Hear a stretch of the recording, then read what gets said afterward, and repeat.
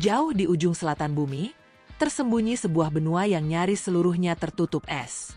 Antarktika. Tempat ini bukan hanya sekadar daratan beku tanpa kehidupan. Ia adalah teka-teki alam yang menyimpan berbagai rahasia, dari sejarah bumi yang purba hingga potensi masa depan yang mengkhawatirkan. Lebih luas dari Eropa, lebih dingin dari kutub manapun, dan lebih misterius daripada dasar lautan. Antarktika adalah simbol kekuatan alam dan keheningan yang luar biasa. Tapi tahukah Anda bahwa benua ini dulunya merupakan bagian dari benua superbesar bernama Gondwana? Sekitar 200 juta tahun yang lalu, Antarktika adalah tanah hijau subur, dihuni oleh hutan, sungai, bahkan dinosaurus. Namun, seiring dengan pergerakan lempeng tektonik dan perubahan iklim bumi, daratan ini perlahan-lahan bergeser ke kutub selatan dan ditutupi oleh lapisan es yang luar biasa tebal, mencapai rata-rata 1,9 km, dan di beberapa titik bisa mencapai ketebalan hingga 4 km. Hari ini, Antarktika menyimpan sekitar 70% dari seluruh air tawar di dunia dalam bentuk es. Bayangkan, jika seluruh es di Antarktika mencair, permukaan laut global bisa naik lebih dari 58 meter. Kota-kota besar dunia seperti New York, Jakarta, dan Tokyo bisa tenggelam. Namun di balik potensi bencananya, Antarktika juga berperan besar dalam mengatur suhu global dan arus laut. Angin, suhu, dan es di kutub selatan ikut menentukan keseimbangan iklim planet ini. Namun, bagaimana kehidupan bisa bertahan di tempat yang sedingin ini? Di musim dingin, suhu bisa mencapai minus 80 derajat Celcius, dan bahkan di musim panas pun, suhu jarang melampaui 0 derajat. Meskipun tampak mustahil, kehidupan tetap ada di sini, dengan cara yang luar biasa. Mari kita mulai dari permukaan laut. Lautan yang mengelilingi Antarktika, terutama Laut Weddell dan Laut Ross, menjadi rumah bagi miliaran plankton dan krill, organisme kecil yang menjadi dasar rantai makanan laut.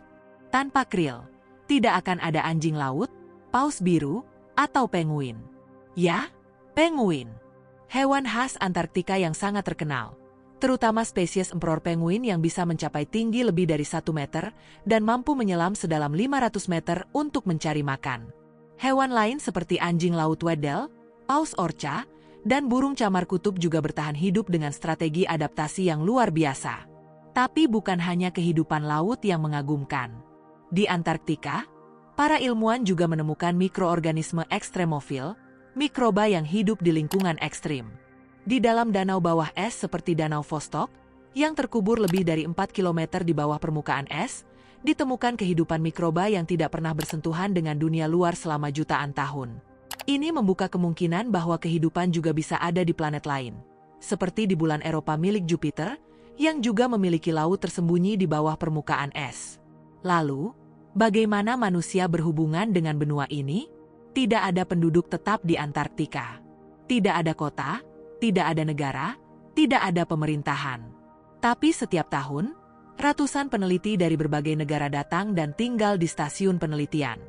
Stasiun-stasiun seperti S1 MCHE Pronunciation Murdo milik Amerika Serikat, Vostok milik Rusia, Concordia milik Prancis dan Italia, serta stasiun milik negara-negara seperti Argentina, Chili, Inggris, Jepang, Korea Selatan, bahkan Indonesia, lewat stasiun riset di Pulau King George. Semuanya hadir untuk satu tujuan, penelitian ilmiah.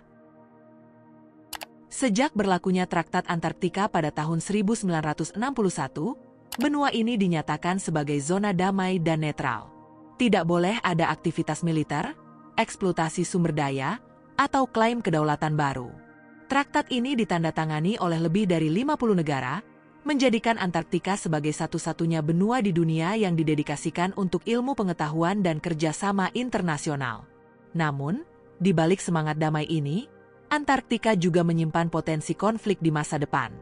Bawah permukaan esnya dipercaya menyimpan cadangan mineral dan minyak yang sangat besar. Selama traktat masih berlaku, eksplorasi dilarang.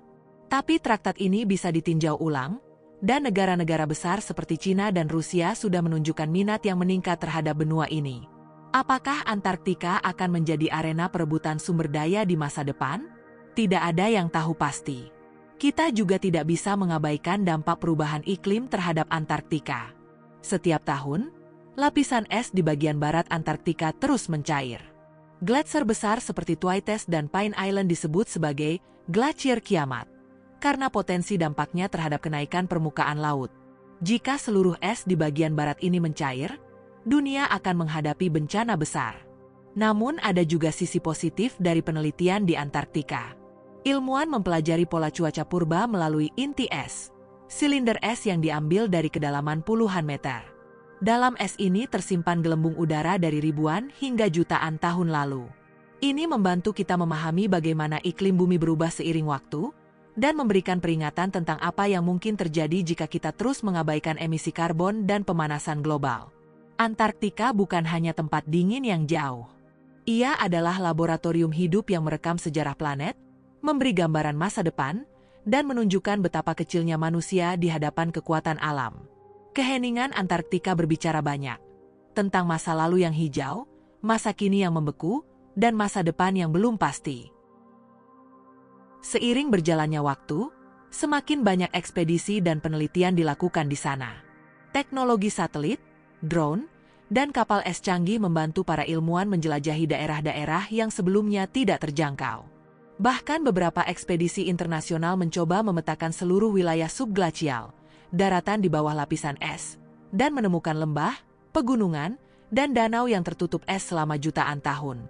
Namun, kita tidak hanya berbicara tentang data dan ilmuwan. Antartika juga menyentuh imajinasi manusia. Banyak legenda berkembang tentang tempat ini. Ada yang percaya bahwa Antartika menyimpan bukti peradaban purba yang hilang, bahkan teori-teori konspirasi yang menghubungkannya dengan alien, pangkalan rahasia Nazi, atau reruntuhan Atlantis. Meski tidak terbukti secara ilmiah, popularitas misteri Antartika menunjukkan bahwa manusia masih melihat benua ini sebagai simbol ketidaktahuan sekaligus harapan akan penemuan besar. Dan pada akhirnya, kita pun dihadapkan pada pertanyaan, apakah Antartika bisa tetap seperti sekarang? Atau, seiring waktu, akan menjadi tempat perebutan kekuasaan, sumber daya, atau bahkan tempat tinggal baru ketika bumi semakin panas? Saat kita menutup pembahasan ini, satu hal menjadi jelas. Antartika bukan hanya sekadar benua di ujung dunia. Ia adalah cermin dari kondisi planet kita. Menjaga Antartika berarti menjaga keseimbangan bumi. Meneliti Antartika berarti mencari jawaban untuk masa depan umat manusia. Jadi, lain kali Anda melihat peta dunia dan melihat bagian putih di selatan, ingatlah bahwa itu bukan ruang kosong. Itu adalah harta karun bumi. Sebuah kapsul waktu.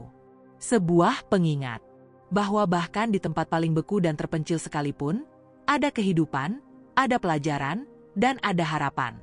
Terima kasih telah menyaksikan video ini.